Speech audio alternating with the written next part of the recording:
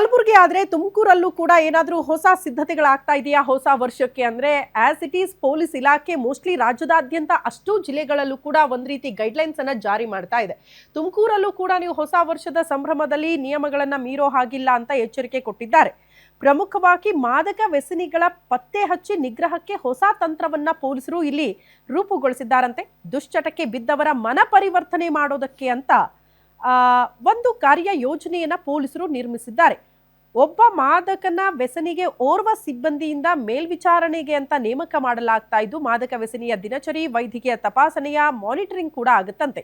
ಮಾದಕ ವ್ಯಸನಿಯ ಮನ ಪರಿವರ್ತನೆಗಾಗಿ ಕೌನ್ಸಿಲಿಂಗ್ ಅನ್ನ ಕೂಡ ಮಾಡಲಾಗುತ್ತೆ. ವ್ಯಸನಿಯ ಸಂಪೂರ್ಣ ಜವಾಬ್ದಾರಿ ಸಿಬ್ಬಂದಿಯ ಹೆಗಲಿಗೆ ಹಾಕಲಾಗುತ್ತಂತೆ. ತುಮಕೂರು ಜಿಲ್ಲೆಯಲ್ಲಿದ್ದಾರೆ 300ಕ್ಕೂ ಹೆಚ್ಚು ಡ್ರಗ್ ವ್ಯಸನಿಗಳ ಜೀವನ ಬದಲಾವಣೆಗೆ ಪೊಲೀಸ್ ಇಲಾಖೆ ಪ್ಲಾನ್ ರೂಪಿಸಿದೆ.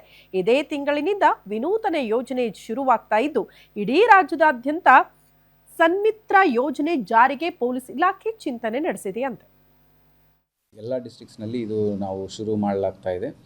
ಇದರಲ್ಲಿ ಏನು ಅಂದರೆ ಯಾರ್ಯಾರು ವಿಕ್ಟಿಮ್ಸ್ ಇದ್ದಾರೆ, ಪ್ರತಿಯೊಬ್ಬ ವಿಕ್ಟಿಮ್ಗೆ ಒಬ್ಬ ಪೊಲೀಸ್ ಅಧಿಕಾರಿ ಅಥವಾ ಸಿಬ್ಬಂದಿಯರನ್ನು ನೇಮಕ ಮಾಡಿ ಅವರಿಗೆ ಬೇಕಾಗಿರುವ ಕೌನ್ಸಿಲಿಂಗ್ ಆಗಲಿ, ಡಿ ಅಡಿಕ್ಷನ್ಗೆ ಬೇಕಾಗಿರುವ ಸಪೋರ್ಟ್ ಆಗಲಿ, ಮತ್ತು ಇನ್ನಿತರ ಏನಾದರೂ ಸಪೋರ್ಟ್ ಆಗಲಿ, ನಾವು ಅವ್ರನ್ನು ಭಾಳ ಕಾನ್ಫಿಡೆನ್ಷಿಯಲ್ ಆಗಿ ಅವ್ರ ಹೆಸರು ಎಲ್ಲೂ ಬರದಂಗೆ, ಅವ್ರ ಮನೆಯಲ್ಲಿ ಅವರಿಗೆ ಗೌರವಕ್ಕೆ ಏನೂ ಧಕ್ಕೆ ಆಗದಂಗೆ ನೋಡಿಕೊಂಡು ನಾವು ಅವ್ರನ್ನು ಈ ಡ್ರಗ್ ಅಡಿಕ್ಷನಿಂದ ಮತ್ತೆ ಸಾಮಾನ್ಯ ಜೀವನಕ್ಕೆ ಸಾಧ್ಯ ಮಾಡೋಕ್ಕೆ ನಾವೊಂದು